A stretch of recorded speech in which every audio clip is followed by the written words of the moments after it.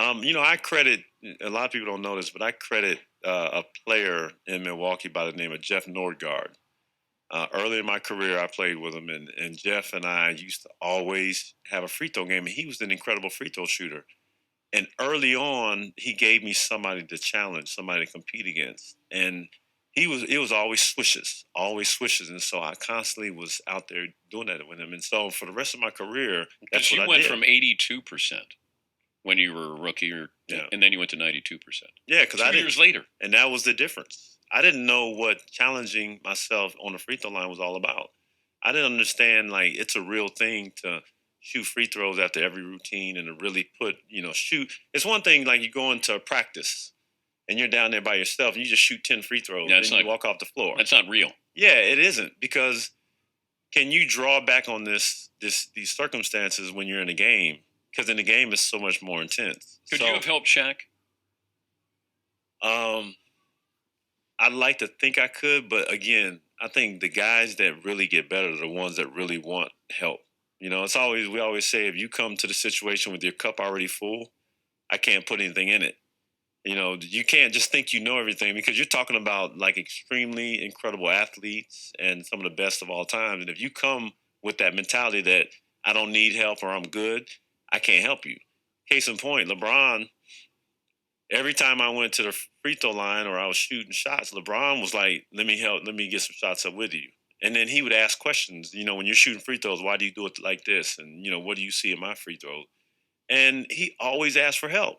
And for a minute there, he was getting better at his free throws. And I don't know what his percentage were this past year, but you got to be willing to ask for assistance, no matter how good or bad you are. Bro, Ray Allen has some bounce.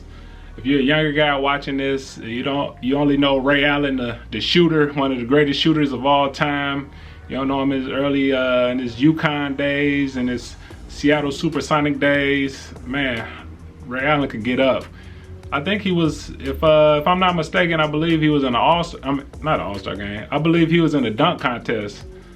If I'm not mistaken, I think Ray Allen was in a dunk contest. But man, he had some bunnies back in the day. If you're new to the channel, welcome. If you're not, welcome back. What up, though? This is Kevin Melson with Beyond Your Limits, and in this video we got Ray Allen on the Dan Patrick Show, and he's talking about free throw shooting and how his teammate challenged him that made him a better free throw shooter. And that is something that can help you too. I mean, basketball is a competition sport. Everything about basketball is competition. Competition can bring out the best in you. It's a great thing when you can find somebody that you can be competitive with. And it's one thing that drove Michael Jordan. I know a lot of you guys know of everybody, if you're watching this, probably heard of Michael Jordan. And one of the big things that pushed him to being considered the greatest of all time is that he found a competition in everything. He wanted to be the very best no matter what. So he found competition when there was no competition. If he would pretend somebody said something to him to give him an edge, to make sure he showed somebody up or something like that. And that competition is what pushed him to be great. But a thing that you can do as well is just find competition. What do you want to be great at? Find the person on your team that does it the best and see if you can challenge them each day. Maybe you want to be a great three-point shooter. Go and challenge the best three-point shooter on your team. Or maybe you are the best three-pointer on your team, but you want to be better. Set goals for yourself. Maybe you can make, 7 out of 10 three-pointers. You want to get to where you can make 8 out of 10 consistently. So set goals for yourself. You can compete against yourself as well. And that'll help you out tremendously. That competition, it pushes you to be greater. It pushes you to be your better self. One thing I run into a lot is a lot of young kids, they already know everything. I try to teach them a different way how to do this, and they already know, that this way is better. And at least give it a try. You gotta be able to listen to people that have done it, that have been there before, people that have been places that you want to go. You got to be receptive to those things. And like Ray Allen said, if you're coming with your cup full, nobody can add any more to your cup. So you got to come with an empty cup asking people to fill it up. How did you do this? How did you learn how to, you know, do this move? How did you make it to Division I? How did you become a professional basketball player? You know, those things, if you haven't been there, I mean, you might have an idea, but it'll be an even much better idea for you to go to somebody that has made it, that somebody has been to where you want to be, and ask them how they got there. Pick their brain. Man, it's a great quote out there. I'm not sure whose quote it is, and it says that success leaves clues. I mean, you can watch somebody great, and you can go. A lot of people have biographies and those things. I love reading biographies, reading from, you know, great people, how they started out. You know, a lot of people started out in bad conditions and ended up the greatest of all time and things like that.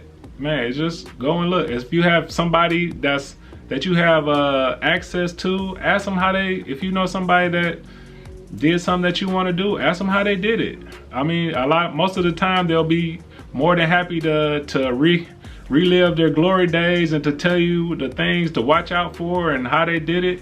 And those things can be a great benefit to you in your career. You got to be receptive to instruction, especially from somebody that has already been there. And so you want to find a way to be competitive.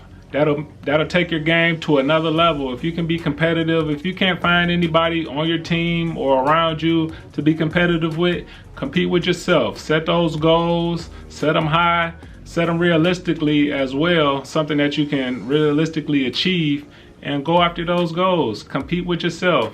And also, like they were saying in the video, you got to be receptive to critique, to information. In basketball, people going to tell you a lot of times what you can't do. Oh, you can't do this, you can't do that. But be receptive to the people that tell you what you can do or how to do something. Those people that's telling you that you can't do, you don't have to listen to them. But people that's telling you how to do something, that's what you should pay attention to. If your coach is telling you how to do this or how to do that, that's what you really want to key in on, and you want to follow those steps, and you'll be able to do it. And I got some great steps for you in the link in the description, in the bio, teaching you how to read the defense, how to attack the basket. It'll help you out greatly. And thank you for watching this video. I'm out.